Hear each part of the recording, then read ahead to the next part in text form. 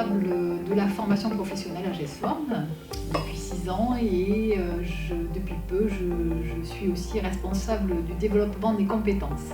Depuis peu, donc, j'ai intégré dans mon équipe la partie accompagnement dans l'emploi, c'est-à-dire 2 responsables d'accompagnement dans l'emploi et 2 assistants d'accompagnement dans l'emploi, qui sont chargés du suivi à la fois social et professionnel de l'ensemble des salariés des sites sur l'ensemble de leur parcours à GESForm, c'est-à-dire depuis l'intégration, pendant toute la partie où ils sont dans la structure, et ce jusqu'à la sortie éventuelle en milieu ordinaire s'ils le souhaitent.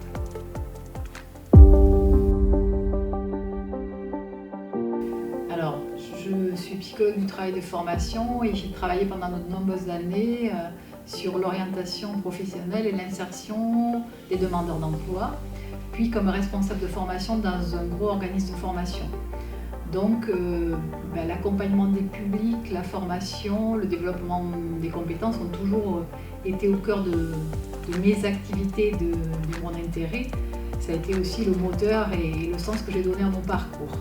Quand mon organisme a connu des difficultés économiques, j'ai fait un bilan de compétences et j'ai contacté tout naturellement GESForm.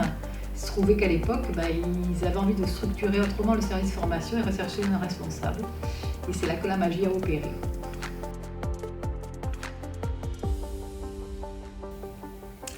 Ce que je voudrais leur dire, c'est qu'à GESForm, la formation et l'accompagnement sont vraiment au cœur des valeurs et de la stratégie de l'entreprise pour des objectifs doubles.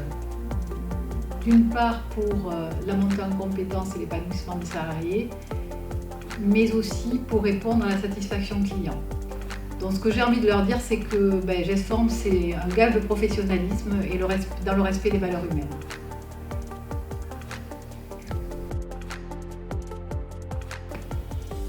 Alors j'ai envie de leur dire d'abord qu'ils sont et ils restent la principale richesse de l'entreprise, ça j'en suis convaincue.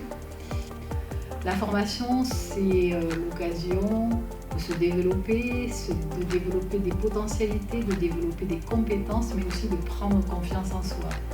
Alors il ne faut pas hésiter, il faut oser.